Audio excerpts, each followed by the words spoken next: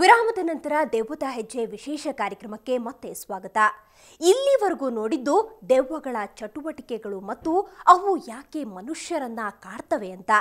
ಆದರೆ ಮತ್ತಷ್ಟು ಇಂಟ್ರೆಸ್ಟಿಂಗ್ ಅಂದ್ರೆ ನಾವು ಬಯಸಿದ್ರೂ ಅವುಗಳನ್ನ ಆಹ್ವಾನಿಸಬಹುದು.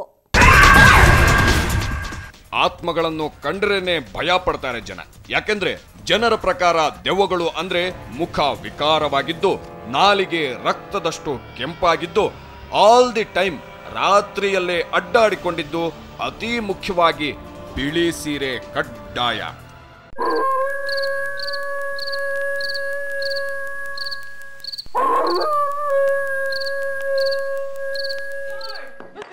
ಆದ್ರೆ ಇದ್ಯಾವುದು ಇಲ್ದಿದ್ರು ಒಂದು ಗಾಜಿನ ಲೋಟದೊಳಿಕ್ಕೂ ಆತ್ಮ ಬರೋ ಟೆಕ್ನಿಕ್ ಇಲ್ಲಿದೆ ನೋಡಿ.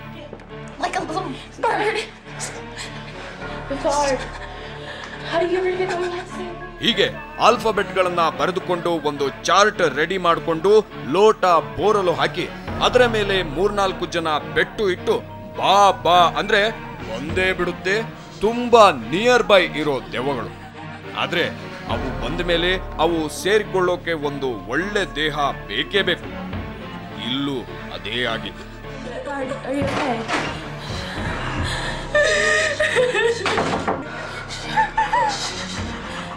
ಬೇಕಿದ್ದ ಸುಮ್ಮನೆ ಇರ್ಲಾರ್ದೆ ದೆವ್ವಕ್ಕೆ ಇನ್ವಿಟೇಷನ್ ಕೊಟ್ಟು ಈಗ ಮೈ ಮೇಲಕ್ಕೆ ಬಂತು ಅಂತ ಹತ್ಕೊಳ್ತಾ ಕೂತ್ರೆ ಹೇಗೆ ಅಲ್ವೇ?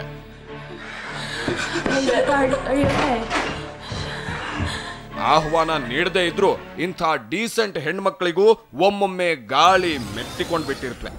ನೀವೇನ್ ಗಾಬರಿ ಆಗ್ಬೇಡಿ. ಆದ್ರೆ ಮನೆಯಲ್ಲಿರೋರಿಗೆ ದೆವ್ವ ಮೆಟ್ಕೊಂಡ್ರೆ ಸ್ವಲ್ಪ ಹುಷಾರಾಗಿಲ್ಲ, ಇಲ್ಲಾಂದ್ರೆ ಹೀಗೆ ಆಗೋದು.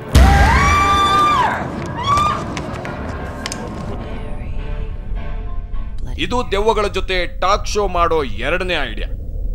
ಬೇಕಾದ ದೆವ್ವದ ಹೆಸರು ಬರೆದುಕೊಂಡು ಕನ್ನಡಿ ಮುಂದೆ ನಿಂತು 3 ಸಾರಿ ಹೆಸರು ಹೇಳಿದ್ರೆ ದೆವ್ವ ಪ್ರತ್ಯಕ್ಷ ಆಗೋದಿರ್ಲಿ, ನಿಮ್ಮನ್ನು ಮಟಾಶ್ ಮಾಡೇ ವಾಪಸ್ ಹೋಗುತ್ತೆ.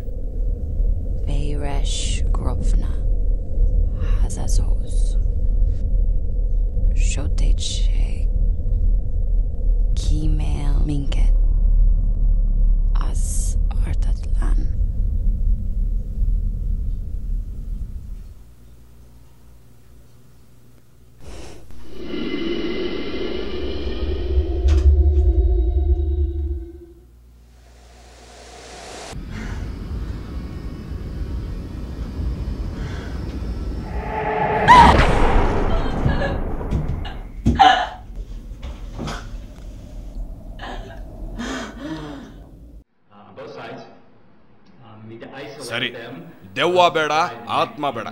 ತಮ್ಮ ಪಾಡಿಗೆ ತಾವು ಹೆಣ ಇಟ್ಕೊಂಡು ಪಾಠ ಮಾಡೋ ಈ ಡಾಕ್ಟರ್ಗೆ ಹೆಣ ಅಂದ್ರೆ ಒಂದು ವಸ್ತು ಅಷ್ಟೇ. ಆದ್ರೂ ಒಮ್ಮೊಮ್ಮೆ ಹೀಗಾಗುತ್ತೆ ನೋಡಿ.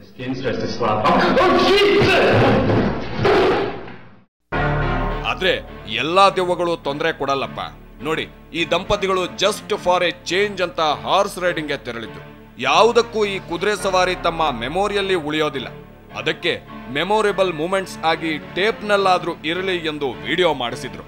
ಮಜಾ ಅಂದ್ರೆ ಅದರಲ್ಲಿ ಇವರಿಬ್ಬರಿಗಿಂತಲೂ ಅವರ ಬ್ಯಾಕ್ ಗ್ರೌಂಡ್ ನಲ್ಲಿ ಕಾಣಿಸಿಕೊಂಡ ಆಕೃತಿಯೇ ಹೆಚ್ಚು ಹೈಲೈಟ್ ಆಯಿತು.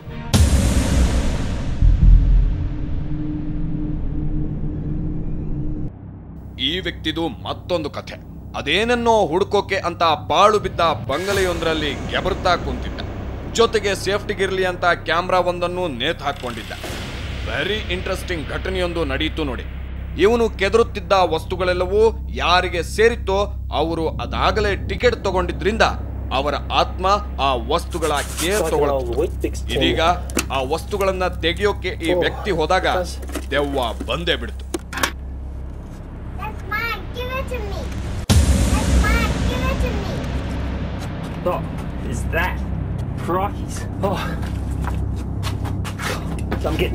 ಇನ್ನೇನು ಎತ್ನೋ ಬಿದ್ನೋ ಅಂತ ಓಟ ಕಿತ್ತ ಆತ.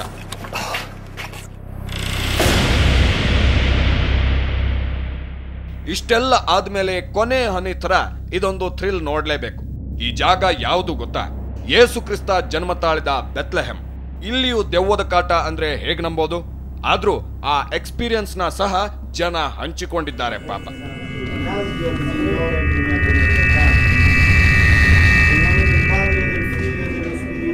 ಈ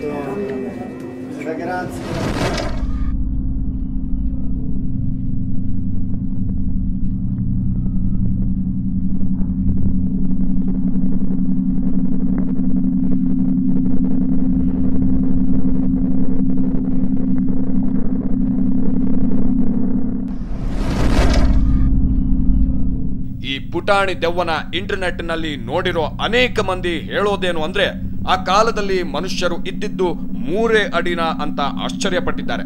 ಯಾಕಂದ್ರೆ ಈ ಜನ್ಮದ ಮನುಷ್ಯರೇ ಮರುಜನ್ಮದಲ್ಲಿ ದೆವ್ವಗಳು ಅಲ್ವೇ? ಇಷ್ಟೆಲ್ಲ ಕಥೆ ಯಾಕೆ ಹೇಳಬೇಕಾಯ್ತು ಅಂದ್ರೆ ಇನ್ಫೋಸಿಸ್ ಮಾತ್ರ ಅಲ್ಲ ಸ್ವಾಮಿ, ಜಗತ್ತಿನ ಮೂಲೆ ಮೂಲೆಯಲ್ಲೂ ದೆವ್ವಗಳು ಕಾಣ್ತಾ ಇವೆ.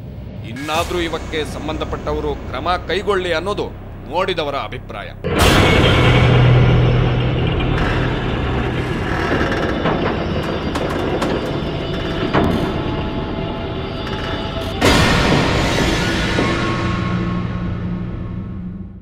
ಅಂದಹಾಗೆ ಮತ್ತೊಂದು ವಿಷಯ ಗೊತ್ತಾ? ಇನ್ಫೋಸಿಸ್ನಲ್ಲಿ ಕಂಡ ದೆವ್ವ ಹೋದ ವರ್ಷ ವಿಪ್ರೋನಲ್ಲೂ ಕಂಡಿತ್ತಂತೆ. ಟೆಕ್ನಾಲಜಿಯಲ್ಲಿ ಮುಂದಿರೋ ವಿಪ್ರೋ ಕಂಪನಿಯವರು ಕೇರ್ ಮಾಡಲಿಲ್ಲ. ಇನ್ಫೋಸಿಸ್ನಲ್ಲಾದರೂ ಕೇರ್ ಮಾಡ್ತಾರಾ ನೋಡಬೇಕು ಅಂದರೆ ಇಲ್ಲಿಯೂ ವರ್ಕೌಟ್ ಆಗಲಿಲ್ಲ. ವಿಜುವಲ್ಸ್ ಎಫೆಕ್ಟ್ ಅಂತ ದೆವ್ವದ ಮರ್ಯಾದೆ ತೆಗೆದ್ರು ಟೆಕ್ಕಿಗಳು. ಈಗ ದೆವ್ವ ಮತ್ತೊಂದು ಕಂಪನಿಯ ಹುಡುಕಾಟದಲ್ಲಿದೆ. ಇದು ಈ ಹೊತ್ತಿನ ವಿಶೇಷ. ಕ್ಷಣ ಕ್ಷಣದ ಸುದ್ದಿಗಾಗಿ ನೋಡ್ತಾ